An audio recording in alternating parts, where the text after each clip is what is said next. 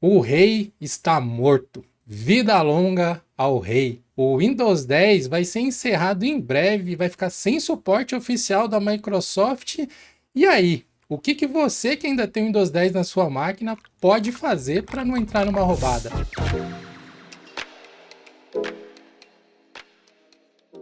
Kernel, Systemd, Mobile, Bluetooth. Quem gosta de tecnologia está bastante acostumado a ouvir esses termos o tempo todo. Mas será que a gente está pronunciando eles da maneira correta? Por exemplo, eu acabei de errar a pronúncia de uma dessas palavras aí. Será que você consegue identificar qual foi a que eu errei? Quando estamos lendo ou escrevendo, é mais fácil tolerar ali alguns erros na escrita de outros idiomas. Mas quando estamos numa conversa, uma pronúncia errada pode arruinar completamente o significado de uma frase. E é por isso que o apoiador do episódio de hoje é tão importante. Com o Speak, você treina a pronúncia correta e aprende a se comunicar de maneira muito mais eficiente. Se você gosta de praticidade, pode aprender um novo idioma de onde você quiser com o seu smartphone, ou você pode usar o seu computador para focar nos mínimos detalhes dos seus estudos. O Speak funciona como um tutor que vai ouvir a sua fala e te indicar os exercícios para corrigir qualquer falha. Você pode criar um programa de estudos personalizado de acordo com seus interesses. Nada de aula genérica. Você define os seus objetivos e o Speak te ajuda a chegar lá. Teste o Speak gratuitamente por 7 dias e ganhe um parceiro para te corrigir toda vez que você falar errado. Só que dessa vez ele também vai te ensinar a forma correta. Ah, e por falar nisso, a palavra que eu pronunciei errado lá no começo foi a palavra mobile. A forma correta de pronunciar esse termo é mobile. Como vocês sabem, o fim do Windows 10 está chegando, um dos sistemas operacionais mais icônicos da Microsoft, que dominou o mercado por muito tempo. Mas e aí, o que a gente pode fazer daqui para frente sem esse sistema operacional aí no nosso caminho, por assim dizer? Para conversar sobre isso, eu estou aqui com meus companheiros do Diolinux, Jonathan Simeone. Salve pessoal, e eu sou um usuário de Windows 10 até hoje. Também estou aqui com o nosso editor do canal Diolinux e apresentador do canal Winchester, Rafael Shikamaru. Salve galera, beleza? E é isso aí. O rei tá indo embora, mas vamos ter um novo rei no pedaço aí, talvez. Não vamos. O Windows 10 é, sem sombra de dúvidas, um dos sistemas operacionais mais icônicos da Microsoft. Ele dominou o mercado por larga vantagem em relação ao segundo lugar. E até hoje ele ainda é uma pedra no sapato da Microsoft, porque ele está impedindo a adoção em massa do Windows 11, né? A gente pode até, acho que, começar falando um pouco sobre como que a Microsoft concorre com ela mesma com dois sistemas operacionais. É meio bizarro isso, né? Eu acho que o culpado do Windows 11 não ter decolado é o próprio Windows 11, em relação ao 7 em particular. Talvez a Microsoft tenha falhado em entender o que as pessoas queriam e focou muito no que ela queria para o Windows. Não sei se faz sentido. Tipo, tem muitas tecnologias que estão no Windows 11, não porque as pessoas têm um desejo por aquelas coisas ou por características que estão no Windows 11 necessariamente, mas porque a Microsoft queria se colocar no mercado e o Windows 11 foi uma forma de colocar mais serviços no sistema operacional e cercar ele desse tipo de coisa. É o Android dos desktops, né, basicamente, mais nesse caminho. Enquanto o Windows 10 representa talvez uma computação, entre aspas, assim, mais clássica, digamos, que simplesmente estava naquela coisa de resolver o problema de desktop da galera, de ser uma ferramenta para trabalho, alguma coisa assim. E aí, aliado talvez os pré-requisitos de migração, pelo menos inicialmente, isso deve ter desacelerado a adoção do Windows 11. Não sei se o Rafa tem alguma noção do quão disparelho é ainda o uso de Windows 10 versus o Windows 11. Tipo, qual a diferença entre eles no market share? Tem ideia? Obviamente depende de onde você vai olhar, né? Tem várias empresas, faz a questão do marketing disso aí, faz a coleta de dados. A gente pode analisar aí pelo menos uns 60% de usuários ainda estão no Windows 10 contra 35% de usuários do Windows 11, assim. No site que a gente está dando uma olhada aqui. O que é uma diferença, assim, 2/3, quase mais ou menos 2/3, assim, tá no Windows 10 ainda, sendo que o relógio tá batendo aí, né? O tempo tá acabando, e é uma galera, assim, bem considerável que ainda não quis fazer a migração, né? Por outro lado, a gente pode pensar que o Windows 10 levou vários e vários anos para passar o antecessor dele, que é o Windows 7, né? Que é o antecessor em questão de domínio de mercado. Tinha o Windows 8, mas foi bem relevante, assim, se considerar o market share. Eu acho que as pessoas não gostam de mudar, né, no fim das contas, porque se o Windows 7 tivesse suporte até hoje, eu aposto que uma galera ia estar no Windows 7. Se o Windows XP tivesse suporte, a galera ia estar no Windows XP até hoje, sabe? Então, sei lá, esses ciclos, acho que eles fazem parte, né? Mas eu senti que teve, especialmente depois de alguns anos rolando, teve uma diminuição no atrito da galera de migrar do 7 para o 10, por exemplo. Porque eles eram parecidos até certo ponto, né? Tipo, uma forma de funcionar. E como eu disse, eu sou usuário de Windows 10, na verdade, até hoje. No PC Gamer que eu tenho um Dual Boot. O meu Dual Boot tem um Windows 10, justamente. E eu acho que, sim, como eu só uso ele é um Xbox, né? Eu só uso ele para jogar algumas coisas, se for ver. ah, Tudo que o Windows 11 tem é inútil para mim, praticamente. Então, tem toda uma questão de mais coisas, mais softwares rodando em background, mais widgets, mais. Enquanto o Windows 10 eu consigo deixar ele bem clean. Óbvio, tem tipo como modificar as ISOs do Windows, modificar o instalador e tal, umas coisas desse tipo. Mas como ainda está funcionando bem, com boa performance, eu não vi a necessidade de mudar.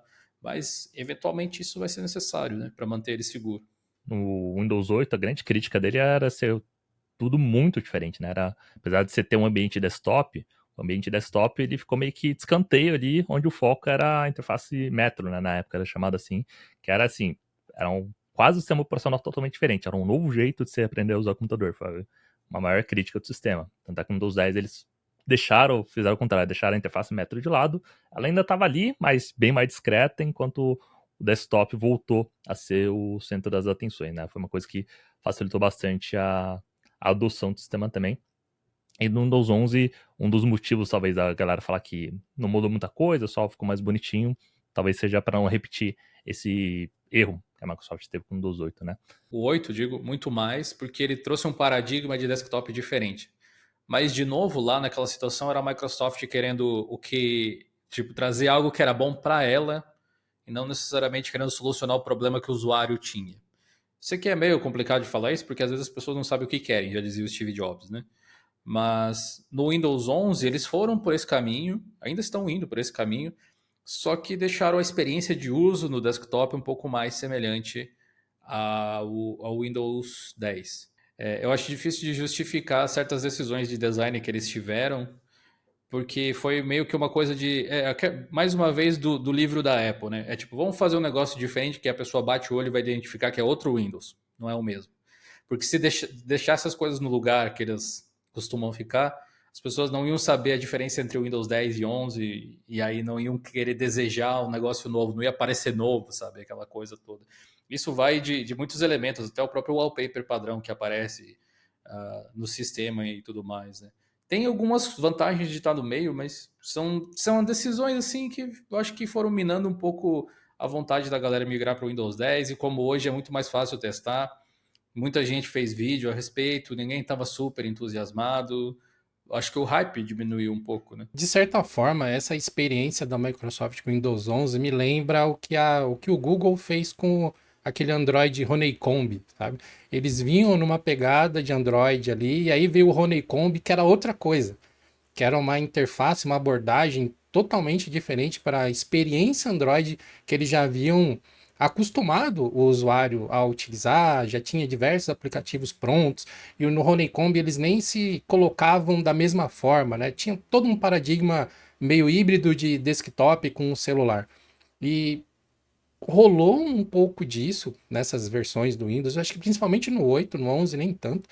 No 8 ele tinha meio que uma quebra de expectativa, né? Para quem já usava o Windows XP, o Windows 7, quando chegou no 8, falou: caramba, eu tô usando um Android grandão agora? O que é isso aqui? O Android e o Windows tiveram um filho e é isso aqui que eu tô usando?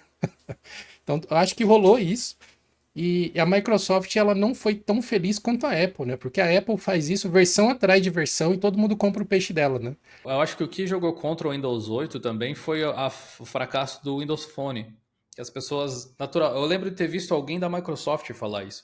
Eles disseram que por conta do Windows Phone não ter ido muito bem, ou o Windows 8 não ter ido muito bem, enfim, ele disse que os dois produtos se influenciaram.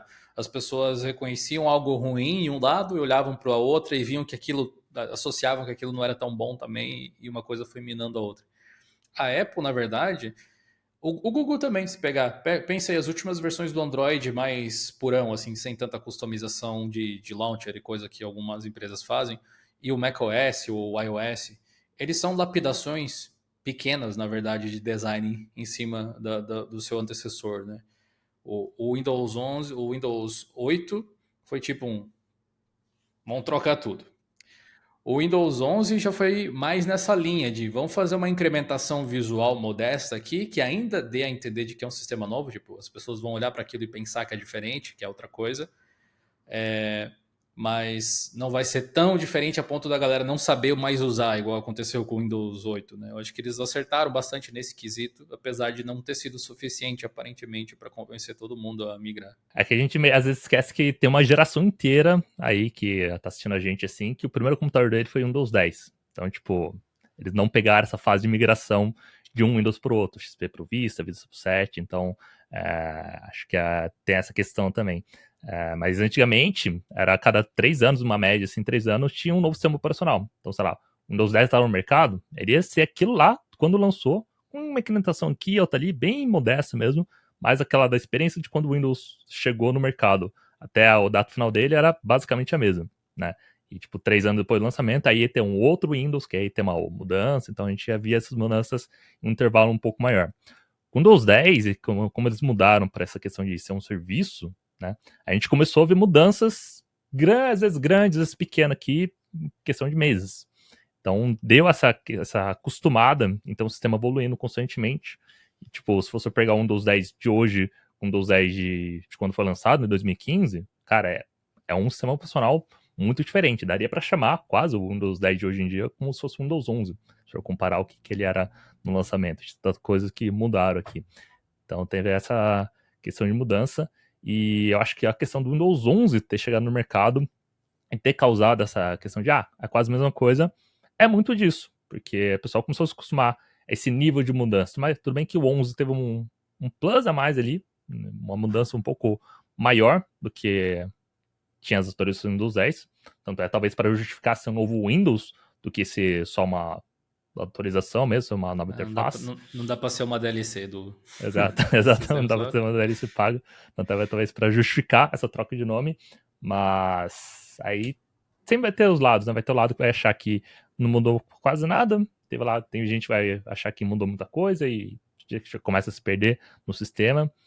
Então, tem essa questão aí de mudança do mercado também, né? De ser atualizações constantes e ter uma atualização nova, sendo que talvez não fosse necessário. Tem gente que protege que tem gente que protege que não é. Isso que você trouxe faz sentido, né? Porque se ele fosse um Windows 10, edição qualquer coisa, ele poderia se passar por isso, né? O 11 foi bastante marketing, tipo, uma nova versão, a versão acima do 10, a nova versão do Windows. Mas eu sinto que na galera mais de desktop, mais doméstico mesmo, a adoção ela tem sido maior. Tipo, se você olhar as estatísticas da Steam, por exemplo, de outubro, né, a gente tem ali, é quase a mesma coisa, 50-50, bem dizer. Então, isso já mostra que a galera de desktop, tipo, ok, o Windows 11 está ganhando um pouco de adesão, mas ainda tem praticamente a mesma quantidade de pessoas com o outro Windows. Só que, igual eu falei antes, o mercado, se você olhar tipo o Stat Counter lá, tá com 60% para o Windows 10, mais de 60% para o Windows 10, 35%, se eu não me engano, para o Windows 11. Isso significa que gente que usa o Windows como ferramenta de trabalho, gente que usa, sei lá, o sistema da Microsoft que tem um sisteminha de vendas, tá na loja, tá no escritório, essa galera não tá muito empolgada com o IA, não tá muito empolgada com um design novo, com restrições de hardware, de ter que trocar equipamento, umas coisas assim. E, assim, por mais que as pessoas achem que eu possa querer ser tendencioso por causa de abordar conteúdos de Linux e tal, eu acho que essa galera tem um pouco de razão. Como eu disse, eu utilizo o Windows, eu não vejo motivos para usar o Windows 11. Não tem nada que ele traria, que ele adicionaria na minha vida de momento. eu só ia ter que lidar com um monte de outras coisinhas que a Microsoft acha interessante, não eu. Como assim ele não adicionaria nada, tio? E o recall NI, recall NDI, recall NDI. Mas também tem a questão de como isso foi apresentado. Porque se você for pegar como a Apple apresentou o Apple Intelligence dela, cara, o Apple Intelligence faz basicamente a mesma coisa que o Recall faz, só que foi só trocar uma palavrinha aqui, dizer uma coisa com um jeitinho diferente aqui, não falar que tá sendo capturado toda hora essa tela ali, mas falar, ó, a gente não falar que tá capturando a tela, mas falar, ó, se você esqueceu o que você fez semana passada, a gente sabe, a gente pode lembrar você e tal. Mas eu não sei exatamente como a IA da Apple por trás dos panos ela opera, quais as técnicas e tal, porque eles não falam de coisas técnicas. Mesmo no evento de desenvolvedores é uma coisa geralmente bem superficial até, se você realmente quiser saber como funciona. No evento da Microsoft, eu tive a sensação que eles quiseram ser transparentes sobre como o negócio funciona.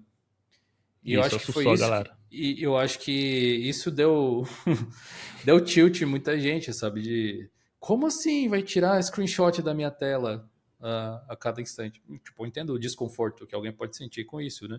Porque, Uhum. de fato. Mas o fato deles terem explicado como a tecnologia funciona foi o que acabou deixando as pessoas criando um grande alarde e tal. Mas por um lado foi bom, porque aparentemente várias coisas que eles tinham comentado que teria, tipo criptografia e tal, tava meio capenga ainda. E aí, tipo, aí você descobre o negócio assim, você vai realmente confiar, é tipo, agora vai, porque confia que agora eu fiz certo. A gente pode falar um pouco, Rafa, dessa parte dos requisitos de hardware. Porque teve um bump muito grande para você sair do 10 para o 11.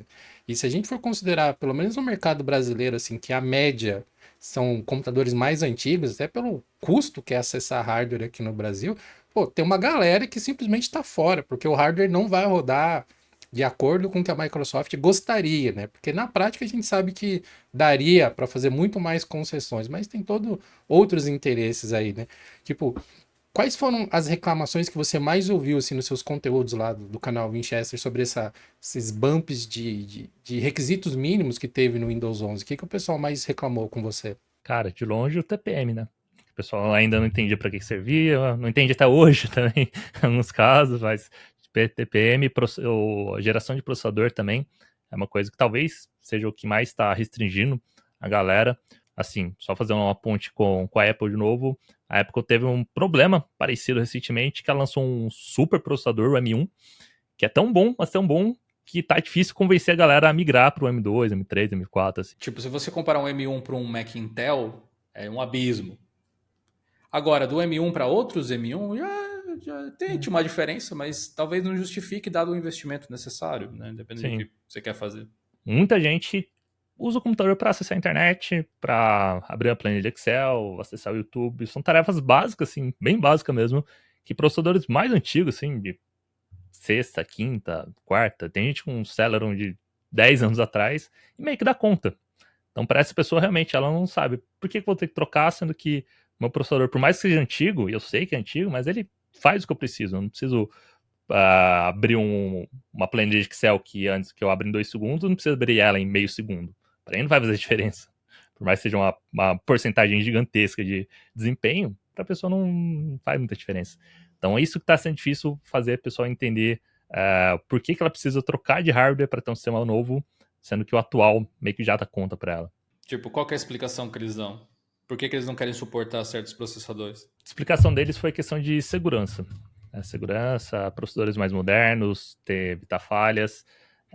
Talvez a gente possa interpretar um pouquinho de subir um pouquinho a barra do sistema para ele não ser considerado lento, assim, que o Windows sempre foi considerado meio pesado, tem um problema de HD 100% lá, que atingiu muita galera, né, na época do Windows 8, Windows 10, processadores sempre em alto desempenho. Então talvez tenha um motivo assim por trás de querer subir um pouquinho no nível para diminuir essa fama do Windows ser lento, mas a desculpa oficial, assim, é questão de segurança mesmo. Processadores mais modernos, com criptografia no hardware ali, com TPM, para ter uma camada extra de segurança, não que isso vá te proteger 100%, mas é aquele shield a mais ali, aqueles 10% a mais de shield no seu joguinho, sabe? Que você pega um um shield, em vez de você tem 100, você tem o 120 agora, então você consegue sobreviver um pouquinho a mais.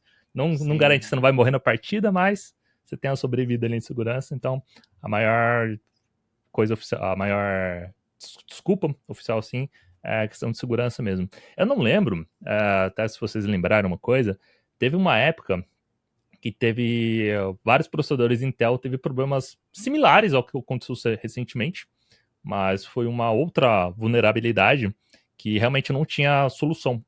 Tipo, não era... Spectre, Meltdown, acho que se não me engano, os Spectre e antigos. Markdown. Que, tipo, teve como fazer a atualização de drive, de BIOS dele para amenizar, mas não era um problema que podia ser 100% resolvido. Sim, E se problema eu de não me engano, arquitetura mesmo. era justamente até a 7ª geração que teve esse problema. Eu não vou lembrar de cabeça agora, Não me mas eu lembro. acho... Teve em se eu não me AMD engano, era. também. Deixa eu fazer uma pergunta capciosa até, ô Rafa. Você acha que essa justificativa faz sentido de segurança? Tipo, não tem realmente mais nada por trás disso? Pra nível de usuário, eu acho que não justifica não, cara. Acho que dá uma desculpinha ali, mas por trás dos panos, cara, sendo bem sincero, dinheiro. É questão de... É uma fonte de lucro da Microsoft, né? A gente Vender sabe PC que... novo? A gente sabe que o pessoal não compra o Windows sim, tirando empresas e tal, que, beleza, tem toda a fiscalização por cima e tal, mas o usuário normal não compra. E, assim, forçar a pessoa a comprar um novo hardware é uma forma da Microsoft ganhar uma licencinha ali, um ganho mais de licença ali. Então, se a gente for ver, por fundo mesmo, por mais que a gente não queira falar que é isso, assim, a Microsoft nunca vai admitir isso, seja um assunto meio chato, mas é uma empresa que quer ganhar dinheiro, e é isso. Fomentando vender computadores novos para suportar o novo Windows, movimenta o mercado de OEM, que são parceiros da Microsoft, compram licenças de volume, então eles acabam ganhando, e sem dizer os próprios serviços da Microsoft mesmo, que ela vai trazer tudo atrelado na nova versão do Windows, né? Ou a própria linha Surface mesmo, né?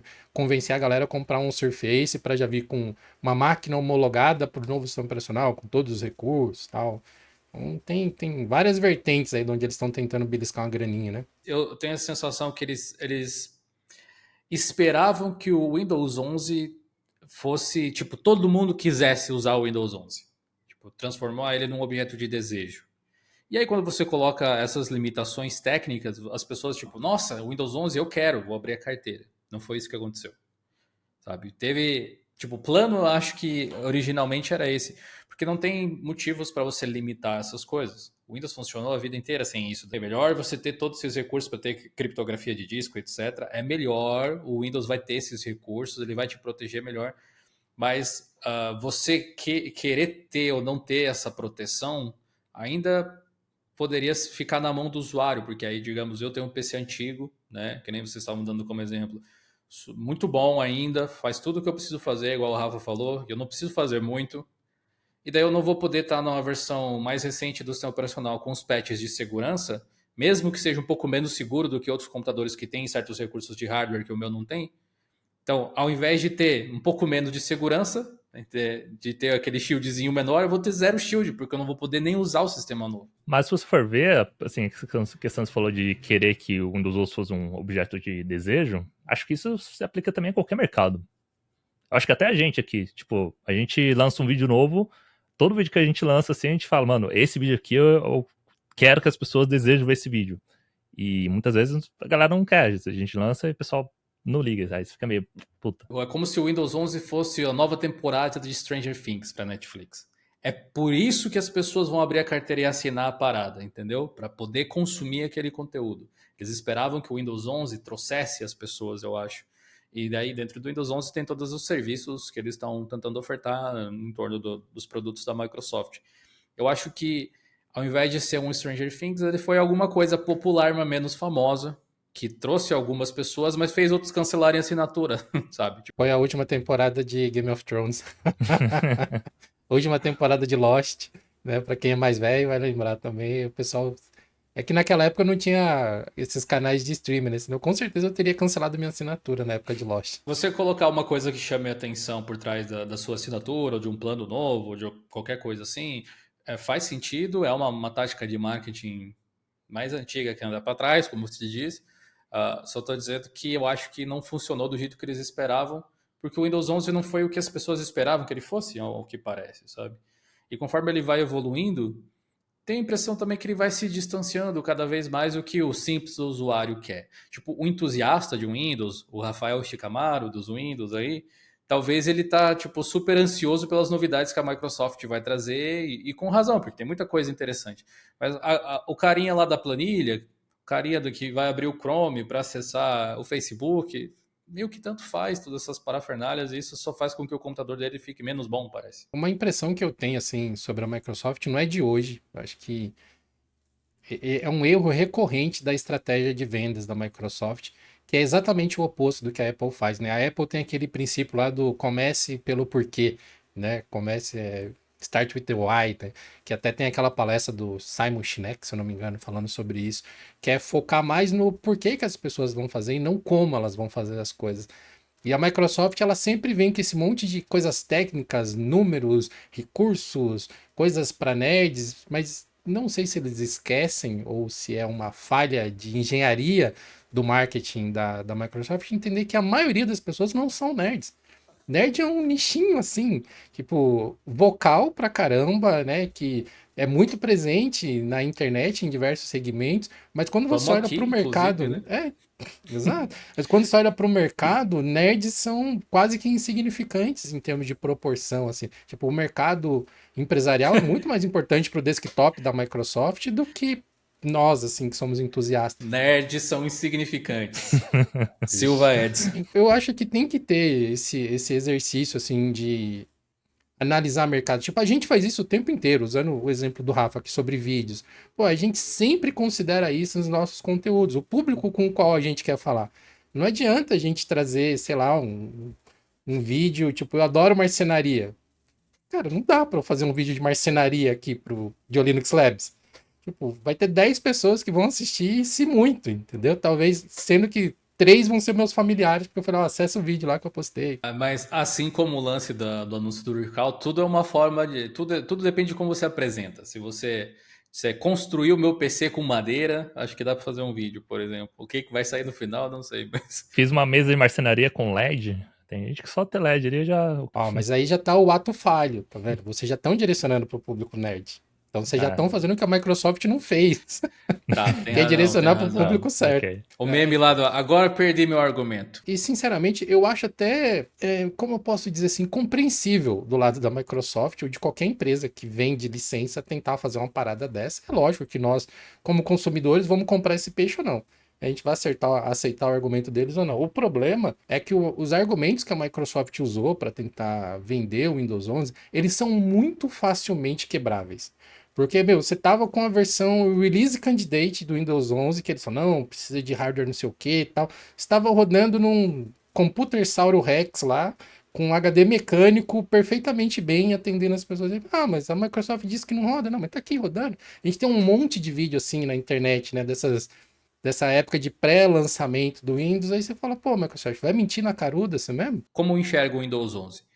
Ele é um bom sistema operacional, é um bom Windows. Ele só não parece tão bom porque existe o Windows 10. Se o Windows 11 fosse a única alternativa, que é o que a Microsoft está tentando fazer no momento, ele seria um bom Windows porque ele ainda é o Windows por trás dos panos. Ele ainda tem os recursos que ele tem, ele ainda tem a compatibilidade com software de mercado, ainda tem aquelas coisas que as pessoas aprenderam a usar o computador com, às vezes, sabe?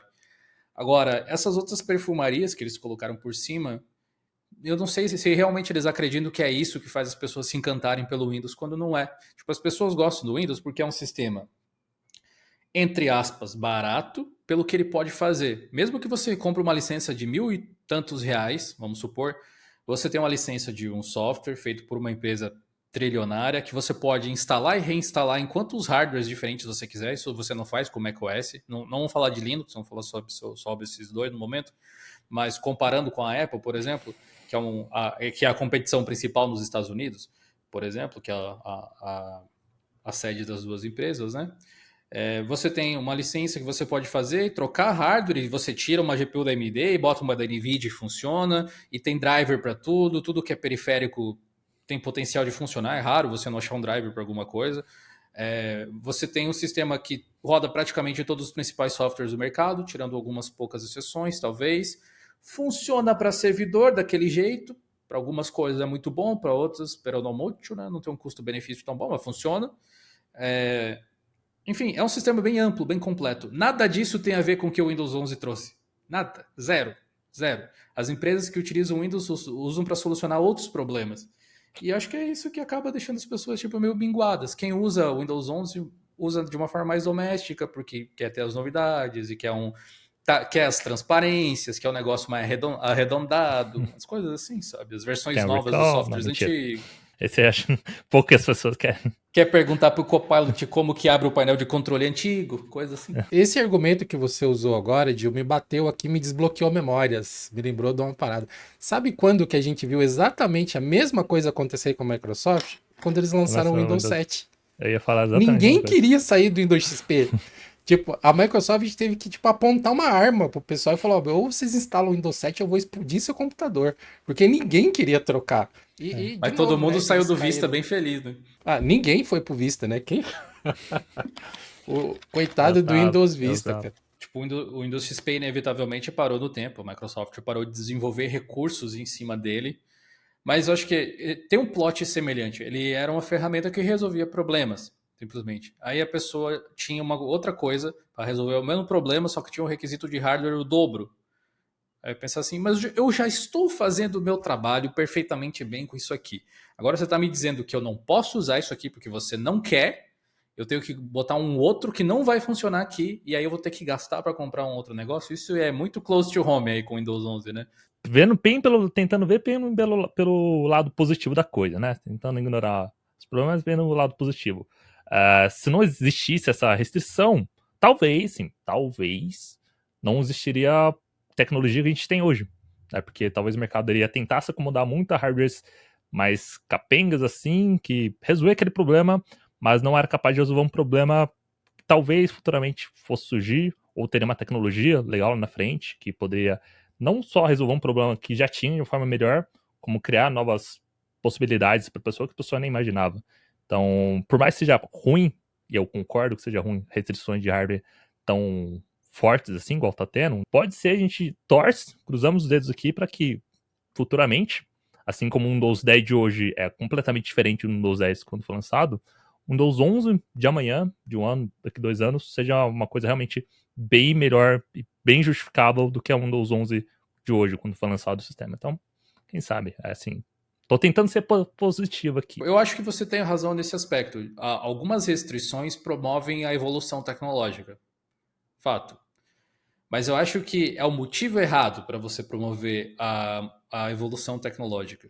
Seria mais interessante, talvez, as pessoas quererem o hardware novo, o software novo, não só pelo hype do novo ou pela restrição, mas porque aquilo realmente melhora a vida delas de alguma forma. É tipo assim, vamos supor que IA é um assunto bem controverso, mas digamos, só no Windows 11 a gente tem o Copilot e só ali a gente pode utilizar LLMs desse jeito, e é algo que as pessoas querem muito, supondo. Alguns de fato querem muito, outros não se empolgam tanto com isso, mas vamos dizer que seja esse o fator. Isso sim seria um motivo para a pessoa dizer, olha, bom, só o Windows 11 tem, então eu vou querer ir para lá porque eu quero usar essa ferramenta. É muito diferente de você dizer, você não pode usar porque eu não quero que você use, eu quero que você use aquele. Cria um atrito, te cria até um desgosto, eu acho, entre o cliente e fornecedor do serviço, né? Mas eu vou fazer o meu papel de advogado do diabo aqui. Quem acompanha o Geocache há bastante tempo, curte software livre e tal, tá aí metendo pau na Microsoft, né? A gente tá se divertindo aqui xingando a Microsoft. Mas nos ambientes desktop para Linux já aconteceram coisas similares algumas vezes. Quem, né, acompanhou a migração do KDE 3 para o KDE 4 sabe do que eu estou falando. Do Gnome 3 para o Gnome 40 também sabe do que eu estou Do 2 falando. pro 3. Do 2 pro 3, né? O Gnome 3 era um negócio assim que, meu Deus. Usar o Gnome 3.2 e para ser ruim precisava melhorar bastante, velho. Realmente era tenso, momentos de tensão. Tanto que nasceu um monte de fork naquela época dele, né? Tipo, muitos Sim. ambientes que a galera conhece hoje, o Cinnamon do Mint, o Unity antigo lá do Ubuntu, depois veio o Bud Desktop, O Mate, veio né? o Mate também. Tudo isso aí nasceu por causa do GNOME 3. Não peguei essa fase, não conheci Linux, mas imagino que tenha sido bem triste também. Foi tipo mudar do Windows XP para o Vista, Rafa. Você tinha um ambiente funcional, simples, cheio de recursos, que todo mundo gostava de utilizar. E aí você trocou para um negócio que tinha vários efeitos especiais, mas não era todo travado. Foi aí que surgiu aquele cubo 3D do Linux lá, aquelas janelinhas Não, flutuantes, geleia lá, não. isso aí é mais antigo ainda. Isso daí é da época do GNOME 2. Esse foi um dos motivos do hate, até eu acho, porque no GNOME 3 quebrou tudo isso aí que o pessoal amava, sabe? Não funcionava nada dessas coisas porque trocou o compositor de janelas que o GNOME usava. Mas eu acho que a gente podia fazer um exercício aqui agora, que a gente já analisou aí os pormenores desse lançamento do Windows 11, né, as dificuldades que a gente teve de versão e tal, e pensar em algumas estratégias. Para você que está ouvindo esse podcast, ou para você que conhece pessoas que ainda usam Windows 10, tipo o Dio, assim, o que que a gente pode fazer, Rafa? Se, sei lá, para alguém que hoje está numa máquina que roda feliz da vida o Windows 10 e falar, ok, eu quero migrar. Tá bom, vocês me convenceram que eu tô com um alvo pintado nas minhas costas aqui. Quero migrar para o Windows 11.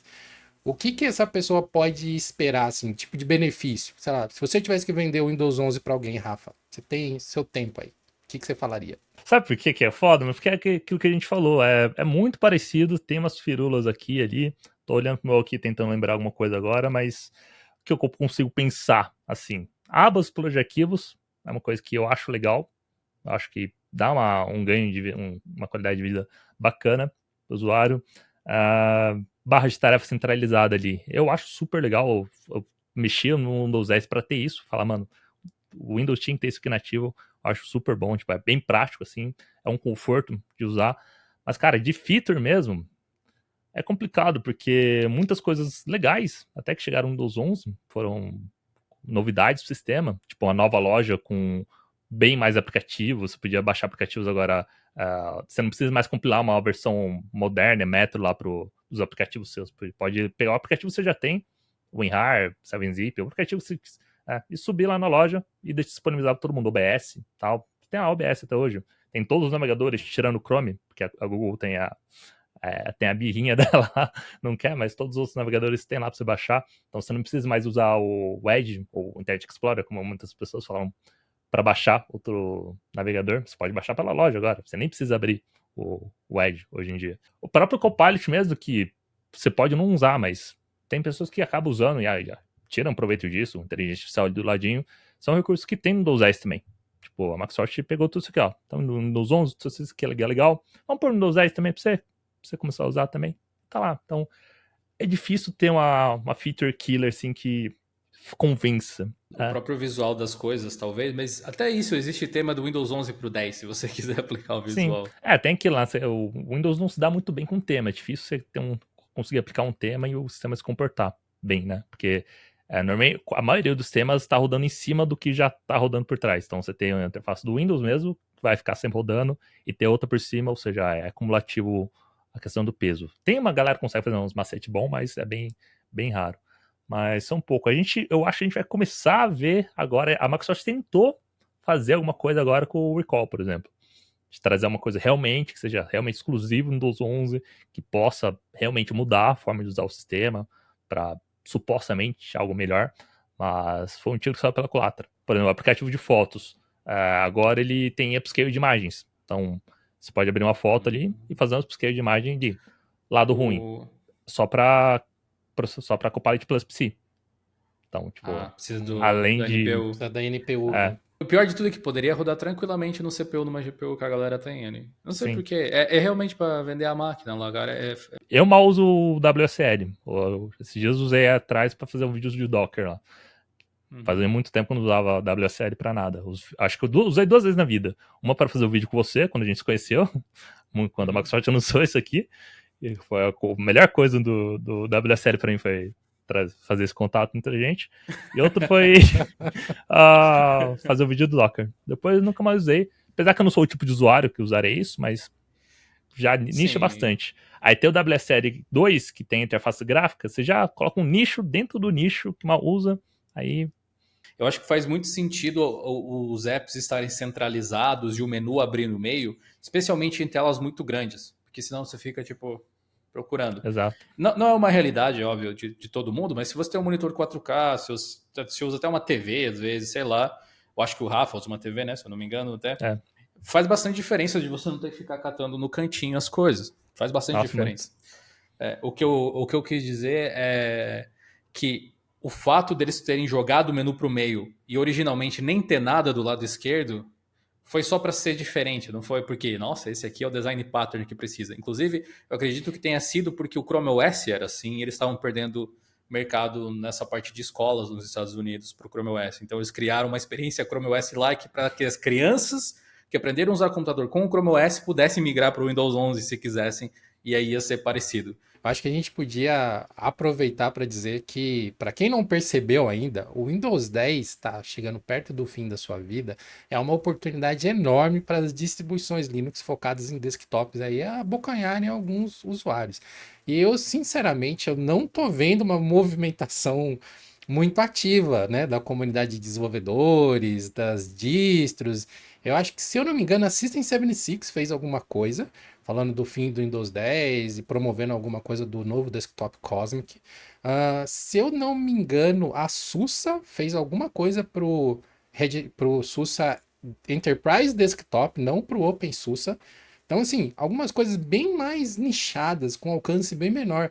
Enquanto pô, o Linux Mint devia estar nadando de braçada, gente, no final da vida útil do A Windows 10. Canonical. Porque o que Aí, o Mint ainda você pode dizer, talvez eles não tenham orçamento para isso. Sei lá. de Poderiam fato. arranjar, mas a Canonical, a Red Hat deveriam. Fedora, Ubuntu, a Linux Mint, talvez por falta de dinheiro, Talvez. não, mas pelo alcance de mercado, com certeza. Daria para Zorin. fazer alguma Sabe, coisa. Zorin, sabe? Esse povo, eles deviam estar, meu, todo dia estourando fogo de artifício. Ó, o Windows 10 vai morrer, gente. O Windows 10 vai morrer. Do Ah, Zorin, em particular, eu vi uma entrevista do Artyom Zorin, que é um dos irmãos lá, fundadores da empresa. A única coisa referente a isso que ele falou é que eles acham realmente que o Zorin tem esse potencial de tipo, ser um replacement do Windows 10 para alguns lugares. Parece que na Itália eles estão tendo sucessos em algumas cidades. Achei. Tipo, é um case específico, né? Mas legal. E que eles querem lançar uma versão nova do Zorin, mais bonitona, alguma coisa assim, próximo do fim do Windows 10 no ano que vem. Talvez a futura versão do sistema. Então, 18, provavelmente. provavelmente. Talvez eles tenham alguma ideia de marketing, mas eu não imagino nada muito grandioso. Cara, eu acho que o marketing no mundo Linux e desktop é tão carente de qualidade de marketing que eu digo, até uma coisa mínima bem feita faria diferença. Tipo aquele vídeo do Ubuntu de 20 anos. Não deve ter Sim. saído barato, é uma animação complexa e tal. Mas é um evento especial também, se você conseguisse atrair mais usuários para o seu sistema. Então, se tem um timing bom para você criar um marketing, realmente seria agora, né? Para você. Eu acho que não funciona, tipo, Linux não é uma solução para boa parte das pessoas que vão ficar órfãos do Windows 10. Mas para alguns com certeza. Para De alguns é. fato. Se a pessoa tem opção sim, né? Alguém tem a opção de migrar do Windows 10 para o 11, que é um sistema ali parecido. É ok, tipo, tá em casa, assim, muda quase nada. E muita gente já não faz. Imagine ter que fazer um marketing inteiro para fazer a galera migrar para outro sistema operacional, que por mais tenha muita coisa parecida, ainda tem muita coisa diferente. O usuário normal, doméstico, assim, infelizmente ainda torce muito o olho quando fala Linux, fala pinguim, fazer tudo em código, assim. Infelizmente, muita gente ainda tem essa visão do sistema. Então, acho que tem essa questão, eles estão esperando realmente chegar o último momento para fazer. Porque é quando o Windows 10 acabar que o usuário vai pensar em o que ele vai fazer. Né? Porque ele pensa assim, já que vou ter que trocar, talvez pense assim do usuário, já que vou ter que trocar de sistema, vou esperar um pouquinho mais aqui, curtir um pouquinho mais o quanto eu posso, Windows 10, por mais um ano aí, mais 11 meses, que é o tempo que tem suporte, do que mudar agora. Deixa pra depois, amanhã eu troco. É o famoso deixa pra amanhã, sabe? Então, acho que o time bom para fazer um marketing pro Linux seja um pouquinho mais à frente, eu acho. Talvez por eu ter trabalhado muito tempo no mercado corporativo, assim, eu acho que as coisas já poderiam estar mais aceleradas. Porque vamos pensar assim, parques grandes, sabe? Empresas têm 1.000 máquinas, 2.000 máquinas, 3.000 máquinas. Eles já estão correndo atrás do que eles vão fazer agora. Porque se deixar chegar muito perto do final da vida útil, vai ficar muito mais caro pagar uma extensão de licença do que em cima da hora, assim, né, para apagar os incêndios, do que já tentar fazer uma coisa planejada com a mão de obra que você tem, treinar usuários. Sim. Porque tem tudo isso Seja também, né? migrar para o Windows 11 ou para alguma distro, né? Independentemente do que seja. Exatamente. E a gente for falar de novo desse mercado mais específico, que é o mercado corporativo, que é onde tem grana, poucas distribuições que eu acho que conseguiriam entrar com falar, ok, vem com a gente que aqui é tranquilo. Né? O Red Hat Enterprise Desktop, mais ou menos, mas essa pegada dele de ser LTS assim, ao extremo pode ser meio limitante em alguns cenários, mas o Ubuntu Desktop eu acho que conseguiria entrar bem nisso aí. Porque ele tem suporte à rede Microsoft, né? Então você consegue fazer autenticação em servidores Microsoft tranquilamente usando o Ubuntu Desktop. Ele tem uma stack de tecnologia atualizada, então hardware vai funcionar com ótimo desempenho. E mesmo para quem tem hardware mais antigo, que já seria um motivo para não ir para o Windows 11, porque você não vai obedecer os requisitos, você vai conseguir rodar um Ubuntu Desktop tranquilamente. E, por consequência, um Linux Mint, um Zorin OS, que acabam se beneficiando de todos esses, né, detalhes tecnológicos que a Canonical coloca no Ubuntu, né? Cara, o Ubuntu em particular, agora que você falou dele, eu lembrei de uma coisa. Em relação ao TPM 2.0 também. Esse é um caso de tipo de você tratar o seu usuário com. Acho que com respeito seria a palavra de fato, dando a ele uma opção. Por exemplo, o TPM 2.0 do Ubuntu, a Canonical até está fazendo uma nova central de segurança e tal, que a ideia é permitir que você use o chip da placa-mãe, né, o chip aí de TPM, para fazer a criptografia de disco, por exemplo, se você quiser, ou alguma outra coisa assim. Se você não tiver, ou se você não quiser criptografar o disco, você só não usa. TPM é um recurso, não é uma limitação, entende? E esse pode ser tipo, uma baita de uma tecla de marketing para eles utilizarem, né? Tipo, aqui você pode tipo, usar o seu parque como você quiser usar, sabe? As regras são suas. Acho isso bastante importante. E de fato, de todas as distros, assim, mais mercadológicas, mais enterprise, acho que o Ubuntu é a única que tem esse fit mesmo. Porque poderia dizer o Fedora, mas o Fedora não tem essa coisa, né? Porque o Red Hat, que é o cara ali, e o Red Hat tem essa limitação. E tirando o Ubuntu, o que sobra? Que tem uma empresa por trás, assim. A SUSE, Ah, talvez, mas mesmo assim é mas parecido do Red Hat, daí. eu não acho que o Fedora é um player para esse mercado por conta do ciclo de lançamento. Muito No rápido, Ubuntu né? você pode pegar um Ubuntu Desktop LTS, cara, você vai ter que se preocupar com atualização de marketing, atualização de parque de máquinas a cada 2 anos, ou até mais, se você quiser Até pagar 10, né? um, Se quiser, até sabe? 12 na real, se quiser pagar. Cara, é muito mais gerenciável do ponto de vista de uma empresa do que você pegar um Fedora, por qualquer motivo que seja, e você ter que ter no máximo 2 anos para fazer uma atualização, porque aí o sistema literalmente vai morrer. Não é nem que você vai poder fazer alguma coisa para ainda ter algum tipo de suporte, você vai ficar com o sistema morto. Tempo de suporte é um negócio muito relevante nesse âmbito, né? O Ubuntu ele tem 5 anos, a cada 2 lança uma LTS nova, certo? Tem 5 anos, com o Ubuntu Pro você tem 10 e com pagamento adicional você tem 12. O suporte do Windows, do 10 é mais ou menos isso, né? 10 anos, eu acho. O Rafa talvez possa Sim, confirmar, não tenho vai certeza. ser. É em torno disso. Red Hat Enterprise 10 também, 10, 12 anos, ou mais se pagar. Tipo, pagando a gente vai ao infinito. Tipo, né? Isso é uma coisa tão relevante que às vezes a gente esquece. Eu lembro de ter feito um vídeo algum tempo atrás a respeito do G-Linux Rodette, que era o novo Linux do Google para desenvolvimento interno, que eles estavam migrando da base de Ubuntu para Debian, se eu não me engano. Acho que era Debian. E aí eles têm os próprios repositórios internos onde eles controlam quais pacotes estão lá e como as atualizações vão cair no sistema. Então é uma coisa bem personalizada, digamos assim. Mas eles estavam migrando de Ubuntu para Debian porque eles não estavam gostando da ideia de ter que migrar a cada 2 anos de base para estar na última versão do negócio. E, tipo, é um momento que 2 anos é pouco tempo já. O cara falava assim: olha, a gente tem 300 mil computadores aqui. A gente precisa de 6 meses de planejamento, 6 meses de implementação. E aí, quando você vê, você rodou tipo 6 meses, um ano no máximo, a versão do Ubuntu já precisa fazer de novo, sabe? E aí eles foram para o Debian para ter uma coisa meio rolling release quase dentro desse G Linux deles. e poder controlar os updates melhor.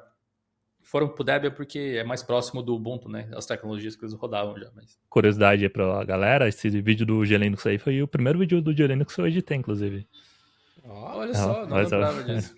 eu não lembro se foi o primeiro aí pro ar ou se foi o primeiro que eu editei, porque eu lembro que antes desse eu fiz uma edição de um vídeo que você já ia lançar, só pra ver se eu ia fazer uma coisa parecida com você, mas com certeza foi o primeiro vídeo a passar na minha mão aí. Cara, o usuário desktop caseiro, eu acho que ele se bota muito num pedestal de importância mercadológica que não é bem assim, entendeu? Tipo, a gente aqui fica, o Windows 11, o Ubuntu, não sei o que e tal. Mas a maioria das empresas mesmo, elas tipo, elas estão cagando pra gente, porque não é a gente que dá dinheiro, né? Não é o que elas pensam, assim, tipo, o micro da pessoa que edita vídeo em casa. Não, não é essa pessoa que eles estão preocupadas, né? E, por outro lado, por mais que não seja quem gera profit para essas empresas, tipo Microsoft e Red Hat e tal, é um público que compra hardware.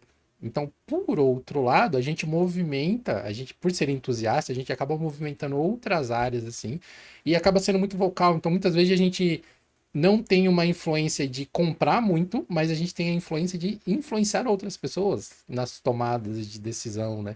Ou muitas vezes a gente é o suporte de TI da família. Tem realmente uma participação de mercado, tem uma influência menor, mas ela existe. Tipo, não dá para negligenciar, né? Mas sem dúvida é diferente. Tipo, é só você pensar, vamos supor que você use o Windows, certo? No meu caso, estou usando o Windows 10, igual eu falei. Eu comprei essa licença do Windows 10 há alguns anos, já nem lembro, faz um bom tempo. Eu nunca gastei mais nada com a Microsoft. Então, eu não sou um usuário que dá lucro para eles. No máximo, eles pegam os dados atrelados à minha conta de quando eu uso ali o computador e utilizam para algum marketing, talvez. E é isso. Tipo, é esse o grande lucro que eles têm, sabe? Mais do que isso, não vai. E se você parar para pensar, você que está aí ouvindo a gente e utiliza alguma versão do Windows, pensa aí em como você está revertendo dinheiro para a Microsoft, de fato. Tem os seus dados ali, talvez. Se assina um Game Pass ou um Office, não sei, alguma coisa assim. Se você está utilizando algum serviço desse tipo, ok, você é um usuário pagante da Microsoft, logo você está mais no bolo. Mas a maior parte das pessoas não é. A maior parte dos computadores do Windows no mundo tá uma máquina parada que o cara abre um único programa para fazer o PDV dele, de repente, alguma coisa assim.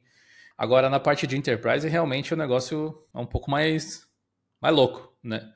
É só você pensar em outras empresas também, tipo a Nvidia. Se eles puderem vender placa de vídeo para vocês, eles vão ficar felizes, mas se eles não puderem, no momento não faz a menor diferença. O próprio Jensen Huang, né, o CEO da NVIDIA, já disse que o foco deles vai ser servidores, né?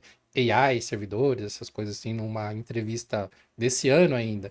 Então, é assim, nós, né, eu me encaixo até certa feita no público gamer, assim, tipo, a gente gasta dinheiro com eles também, né, mas a menos que você seja um entusiasta que compra uma placa de vida cada vez que sai uma geração nova, não espere muito tratamento diferenciado, não. E Tipo, não ainda é assim você vai que... tipo ali 1 ano, 2 anos para você gastar de novo, dependendo de quando for a geração, né? E olha lá, né? Isso aí num bom caso. Acho que a gente pode focar um pouco na parte de Linux e aí a gente vai mesclando aí com os conhecimentos do Rafa do Windows 10 e do Windows 11. Por exemplo, para quem está no Windows 10 hoje e precisa migrar, eu acho que a gente pode falar um pouco dessa parte de periféricos, né? Tem muita coisa que não tem suporte. A gente mesmo, a gente usa periférico pra caramba. Tem algumas marcas que são mais amigáveis do que outras, tal. Mas eu acho que essa já é uma das primeiras coisas que quem está querendo migrar para um sistema do Windows 10 já precisa começar a fazer a listinha ali, né? Ó, eu tenho, sei lá, um mouse da Logitech, eu tenho aqui um teclado da Redragon, já ir fazendo a listinha das coisas que talvez você tenha que procurar um outro programa para poder gerenciar, né? Eu acho que no caso do Linux, isso talvez seja até um pouco mais presente, assim, de ter, de repente, algum equipamento que não tem um driver, digamos assim, para Linux. Mas o meu conselho, na verdade, de equipamentos em geral, é que você tenha equipamentos que possam funcionar independentemente de software.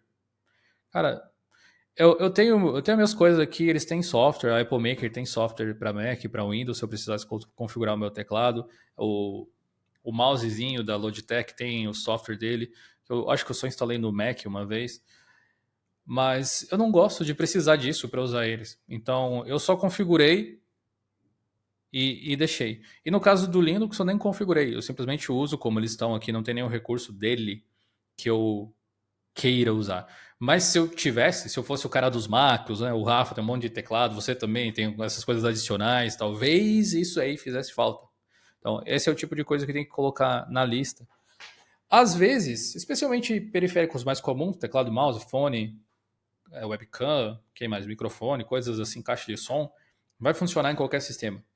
Pode estar escrito na caixa que o suporte vai até o Windows 10, mas vai funcionar no 11 provavelmente, e funciona nos Linux, funciona no Mac.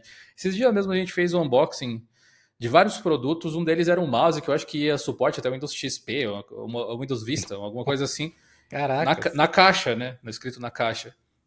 Mas era todo zoado o negócio. Só que você plugava em qualquer sistema e ele funcionava. Porque o dispositivo de input humano, lá tá o HID, se eu não me engano é isso, né? O protocolo É Human Interface alguma coisa assim, né? devices, acho que é uma coisa É. assim. Ele é meio que genérico, né? E funciona em qualquer sistema operacional. Então, nesse aspecto é de boas. Mais problemático é se você tem um hardware específico conectado numa máquina com Windows 10, cujo driver foi feito para o Windows 10 e é um hardware tão específico que não tem para o Windows 11. Aí pode ser que ele não funcione. Mas é mais provável que ele não funcione no Linux do que no Windows 11, acho. Eu Sim. tive uma experiência dessa, assim, de uma coisa que eu tinha no Windows 10 que não funcionava no Windows 11, que foi uma placa USB de PCI, para aumentar de porta USB, assim, 10 portas. Eu comprei, tipo, umas duas, três, tanto no Brasil quanto no AliExpress, assim, nenhuma funcionava direito. Tipo, algumas funcionavam, se reiniciava o computador parava, por sei lá qual razão. Recentemente eu comprei uma outra modelo, assim, diferente, que essa aí tá funcionando perfeito até hoje. Mas foi uma coisa bem esquisita, assim, que por muitos anos eu não tinha enfrentado no Windows, assim, então, sim. Mas é uma coisa bem rara mesmo. Só para complementar uma coisa anterior também, vocês falaram de features legais no Windows 11, que poderia justificar a migração. Fiquei olhando aqui, começou a falar de periférico, fiquei olhando o meu aqui. O cara ficou É, até agora pensando pra até agora, falar. tô até agora. Não, tem que defender uma coisa bem legal, que é bem legal mesmo, é a integração do Android com o Windows. Ficou bem melhor no Windows 11. Agora você consegue usar Ah, sua câmera com o seu celular como um webcam. Você tem transferência de arquivos sem fio. Tipo, o seu celular aparece nos seus player de arquivos ali, mesmo ali, assim, solto aqui. Consigo acessar meu celular agora, dois player de arquivos aqui, baixar vídeos, então tá. Tem essas Legal. coisinhas Essa é legais. uma boa justificativa. Essa é Melhor. uma feature legal. Mas existe algum outro software que você poderia instalar do Windows 10 que fizesse mais ou menos a mesma coisa? Tem. bom, tem um KDE Aí, Connect até, né? Porque tem Tem KDE KDE Connect para Connect, Windows, se eu não me engano, para tem. Windows também, né? Eu acho que nesse ponto, talvez, é onde a Apple, de novo, né, citando eles acabam sendo mais inteligentes, porque eles têm mais essas coisinhas prontas que você não precisa baixar nada e não precisa entrar e configurar. Simplesmente funciona. A Apple tem muito mais pontinhos desses que a gente pode destacar do que o Windows de forma geral. No Linux a gente tem bastante disso também, dependendo da interface, mas aí o Linux tem isso, mas depende da interface. Porque, por exemplo, se você está no KDE, você vai ter o KDE Connect por padrão na maioria das distribuições. Se você está no Gnome, já nem tanto. Algumas distribuições colocam o GS Connect, que seria, né, a versão Gnome do software, mas a maioria não tem. E no Gnome você ainda tem que instalar uma extensão de navegador para o GS Connect funcionar direitinho. Então já é um pouco mais, é um pouco menos amigável, né? requer um Não é o setup. JustWorks, né? Já requer Uhum. você saber o que você precisa fazer. Enquanto no KDE vai ter um ícone ali, se você for curioso e clicar nele para ver o que ele faz, ele vai te explicar e você fala: "Oh, posso conectar meu celular aqui, deixa eu ir aqui rapidinho, ver como é que funciona." Cara, de Gnome, não sei se tem alguma outra distro mais aleatória que tenha, mas a única que eu sei que tem é o Zorin. Que tem o Zorin Sim. Connect por padrão, e eles têm um app próprio, tipo, acho que deve ser um fork do KDE Connect, né? Mas é um app próprio na Google Play com o nome Zorin Connect, fica tudo bem. Parece pertencente à mesma coisa, realmente. De É fato. uma coisa legal. Falando dessa parte de periféricos, assim, tipo, eu realmente tenho algumas coisas pitorescas aqui no meu desktop, né? Eu uso um mouse e um teclado da Redragon, mas eu já fui, como eu posso dizer, eu fui meio maquiavélico quando eu comprei esses hardwares, porque eu já escolhi hardware que não precisa de software. Existe o software da Redragon, mas esses dois que eu tenho, o teclado é o Surara Pro e o mouse é o King Cobra. Eles têm botões físicos para você fazer tudo. Então, a única coisa que dá para fazer no software, que não dá para fazer direto neles, é se você quiser configurar alguma coisa de RGB muito louca, assim, umas waves, não sei o que, umas programações, aí você precisa do software. Mas se você quiser só mudar a cor, mudar o padrão, tem botão físico e você tá tranquilo, assim, sabe? Sim, no caso do meu Apple Maker aqui, tem uma coisa curiosa que, assim, tipo, eu posso fazer também todo o setup por ele, né? Eu deixo sem RGB, inclusive. Eu nem gosto muito. Mas daria para trocar as cores, tipo, usando o FN aqui, daí as setas. E daí no software, que inclusive quando eu peguei ele pela primeira vez, só tinha para Mac, nem para Windows tinha. Você podia no software clicar na cor específica que você queria direto, enquanto aqui eu tenho que ficar ciclando entre as cores até achar ela. Essa é uma diferença. E a pior putaria de todas é que ele tem um reloginho aqui, ó, que ele mostra informações de bateria, umas coisas assim, um reloginho. Essa desgraça só pode ser configurada pelo software lá. E ele veio com a hora errada. Aí calculo o meu tique ali de ficar tendo. Eu nem olho pra essa droga, mas saber que tá errado me incomodava, sabe? Aí eu tive que instalar lá e fazer a configuração. Já eu, questão de periféricos, eu sou o cara que aprendi que um hardware com software tem um potencial bem grande, então muita coisa que eu tenho aqui tem software. Tenho o meu mouse, assim, falar coisa que tem software, mas eu não preciso, é o meu teclado também. Eu comprei esses dias, eu não consigo pegar porque eu voltei para Era das Cavernas e peguei um teclado com fio, então não consigo puxar tanto assim. Entretanto, esse aqui é o G510 da Logitech, teclado antigaço. Quem quiser Cheio das colocar teclas no extra. Google assim, que ele tem muita macro, ele tem 18 teclas macros aqui do lado esquerdo assim, e estão bem organizadas aqui, é uma coisa que eu gosto quando tem muita tecla macro, mas estão bem organizadas, porque quando tem muita junta assim, para mim virar uma bagunça, eu acabo usando 3 ali, não adianta. Agora quando tá bem organizadinho, eu acho que faz com que eu consiga usar mais. Então tem esse aqui, que tem software também, mas o software você usaria mais para mudar uma telinha, que tem uma telinha em cima, daria para pôr relógio também, mostrar o uso de CPU e memória RAM. Você conseguiria só ligar e desligar os widgets, conseguiria ter ali, mas o resto tudo nele consegue fazer por ele mesmo, até as macros mesmo, você tem um botão de record ali, então você fala a ele, ó, quero gravar a macro nessa tecla, aí ele começa a piscar, aí você digita lá o que você quer, para gravar, aí pronto, ele gravaria. Então Legal. isso aqui não precisa de software. Agora, mouse eu tenho o Logitech G903, que para mim dá um banho, tá meio sujinho, mas para mim coloco o Então, MX, já quer dizer, o dá um MX banho, para precisa de um banho. dá um banho. Exatamente, precisa de banho também. Mas é um mouse que, cara, que mouse incrível isso aqui para mim é o melhor mouse da Logitech. Eu tenho o que você tem também, tá até guardado na gaveta ali. O MX alguma Master coisa, 3, né? é. Master 3. Esse aqui ele tem tipo alguns recursos legais, tipo você trocar o Bluetooth deles entre três dispositivos, você só clicar que Sim. ele já conecta bem rápido. Uhum. Ele tem alguns recursos que seriam úteis, talvez, de incorporar no setup através do software. Por exemplo, ele tem na parte onde você descansa o seu polegar, aqui desse lado, ele tem um botão tipo, que você Pra pode gestos, né? clicar. No Linux ele é um Alt Tab, então eu posso trocar os aplicativos batendo o dedão aqui. Mas ele é configurável em outros sistemas. No Piper, no Linux, que é um software para você configurar dispositivo Logitech, ele é reconhecido, ele tem essa opção, mas toda vez que eu troco ele dá algum erro. Deve ser alguma coisa no driver, alguma coisa assim. Mas eu não simplesmente é uma coisa que eu uso. No Mac, Uhum. ele tem. No Mac e no Windows, eu imagino, mas eu só testei no Mac, que eu lembro. Você pode configurar ele para. Tipo, você segura ele e aí você faz um padrão em cima da sua mesa e aí ele abre um Uhum. aplicativo, por exemplo. Posso, Sim. sei lá, desenhar um L, digamos assim, e abrir o explorador de arquivos, ou desenhar tipo um L Que ao eu me lembro é contrário, só direcional. Acho que é só para isso. Já segura para para cima, esquerda, para o para lado. direita. É uma É. coisa assim. Você faz tipo um padrão, desenho, segurando ele, ele faz alguma coisa. Isso é legal, eu acho, mas nunca realmente me fez falta a ponto de eu ficar, nossa, mas eu preciso do programa. É, Mas sou eu, é né? legal. Tem gente que É. talvez não vá conseguir viver sem.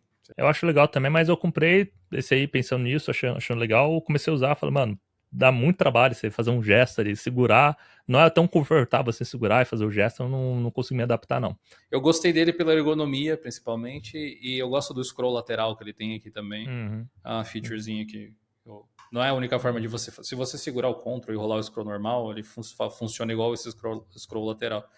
Mas eu uso bastante. Esse aqui, no caso, ele já precisa de software. Então, tipo, ele tem uma porrada de macros aqui também, tá tudo bem. Aqui tá meio escuro aqui, mas tem 2 botões aqui, 2 aqui em cima, ou mais 2 na frente. O scroll dele, assim, em cima para baixo, vai para esquerda e direita também. Tem uma porrada de botão, mas aí todos eles são com software, você não consegue configurar Algumas pessoas usam nele para mesmo. jogar Dota. Outra coisa gamer que eu tenho também é com fio, mas não dá pra mostrar, aquele Razer Tartarus da Razer lá, que esse aqui já são 20 macros, assim, aqui em cima, mais alguns do lado aqui. É como se o pessoal da Razer tivesse sentado naquela rodinha dos executivos. Como a gente pode ganhar dinheiro? Aí alguém fala assim: quer saber? Serra um teclado no meio e vende pelo dobro do preço, por favor. Se vendesse pelo triplo do preço, eu pagaria, cara. Depois você usa isso aqui, você vê Sim. que é um ganho de produtividade. E eu tenho Stream Deck também, que também precisa de software. Não sei se o software tem para Linux, mas Tem, é outra tem coisa que vários. precisa de. Inclusive, o Georges, que é desenvolvedor do Gnome, ele tem uma versão que ele criou, né, de um gerenciador de Stream Deck, que é o Bolt Swain. E tá para sair uma versão nova que vai suportar os recursos dos últimos Stream Decks aí, que tem tela LCD e tal. Ele deu uma atualizada, o desenvolvimento ficou um pouco parado, porque o lançamento do Gnome 47 aí sugou a alma dele. Ele ficou muito tempo trabalhando nisso, nas coisas de HDR, do Mutter lá, que é ele que toca, né, esses projetos. Mas agora que ele conseguiu um pouquinho de tempo, ele publicou lá na comunidade do Gnome que tá para sair. Até o final do ano deve sair a versão nova do Bolt Swain, com suporte a tudo quanto é coisa aí dos novos Stream Decks. Eu uso um teclado de macro também, que é o primo pobre do Razer Tartarus, que é um desse chinesinho aqui, ó. E, cara, como que esse negócio é bom, cara? Acho que para quem não teve ainda a experiência de usar, um problema de ergonomia que a gente tem quando a gente usa, acho que quem usa Excel, quem usa essas planilhas assim, vai se relacionar um pouco com isso. Para quem usa muito atalho, você ficar mexendo os dedos para lá e para cá, ou ficar tirando a mão do mouse para clicar nas coisas, e o termo técnico para isso é traveling, né? Você ficar com a mão se mexendo o tempo inteiro, você perde tempo, você cansa os músculos, você muitas vezes não pode ficar numa posição tão confortável na cadeira que você está sentado, enfim. Você tem vários problemas de ergonomia, e você ter esse tecladinho que você pode ficar com a mão parada numa posição e acessar isso de tudo de maneira muito mais simples. Nossa, cara, eu consigo, sim, sem a menor sombra de dúvidas, dividir a minha produtividade em edição no DaVinci Resolve antes e depois desse tecladinho. Porque, cara, é outra parada. Depois que você vence a parte de você entender como é que ele funciona e como que você vai se adaptar, porque isso é um trampo Curva de também, né? aprendizagem, né? A curva de aprendizagem, porque você vê quais são as teclas que realmente vale a pena deixar nele e quais as que não precisa, ou que você não usa tanto, que não vai ser um ganho tão grande assim. Depois que você consegue fazer esse ajuste fino, meu, é outro mundo. E infelizmente, esse meu tecladinho aqui, ele não tem software para Linux. O programa é só para Windows e ele não roda via Wine, via nada, assim, ele não detecta o tecladinho. Então, quando eu preciso configurar esse teclado, felizmente ele tem memória interna. Então, depois que eu configurei, fica lá e eu não tive mais problema com isso. Mas quando eu precisei configurar, eu fui no PC do meu filho, pluguei lá, instalei o programinha, configurei o que precisava, voltei para cá. Tá funcionando até hoje, deve fazer, sei lá, uns 2 anos que eu uso esse teclado. O que vocês colocam neles? Só para ver se é a mesma coisa. Uh, Nos macros aí para edição. Pelo menos os principais, vai. Não precisa dizer todos. Aqui em cima eu tenho o play da timeline em velocidade que ele vai aumentando. Então ele começa normal e vai multiplicando a velocidade da timeline. Play, copiar, colar, recortar. Aqui essa fileira é toda para zoom e ajuste de visualização do timeline. E aqui embaixo é a parte de clipe, cortar, onde você edita a timeline propriamente, né? Então aqui tem vários botões relacionados com isso. De você picar os clipes, mover o clipe de posição, fazer um ajustezinho de razor, essas coisas assim. E os dois knobs, né? Esses dois dials aqui. Um é para dar zoom na timeline, então eu controlo o zoom para cima e para baixo, e o outro é para o volume propriamente. E eles também têm clique. Então o clique de um deles é para mutar, e o clique do outro acho que não faz nada. Desse aqui que é o do zoom, o clique não faz nada. Não botei nada nele. Meu abrir a timeline aqui, porque o negócio tá tão natural aqui que eu já nem lembro, mas no conforto aqui, ó, na posição fica a minha mão. Você imagina assim, aqui, nesse eu dou o play, então dou o play normal. Aqui eu aumento a velocidade da timeline, então normalmente eu até aumento direto com ele, ele dá o play também. No outro aqui eu volto o vídeo, então meio que faço ali a timeline andar para trás, caso precise fazer um ajuste fino ali da parte do corte. Aí se eu descer, aqui tem um corte para cortar a timeline. Tem. Deixa eu ver. Aqui é tão natural que às vezes as coisas nem. acaba nem lembrando, cara. Acaba sendo muito internalizado mesmo. Deixa eu ver aqui.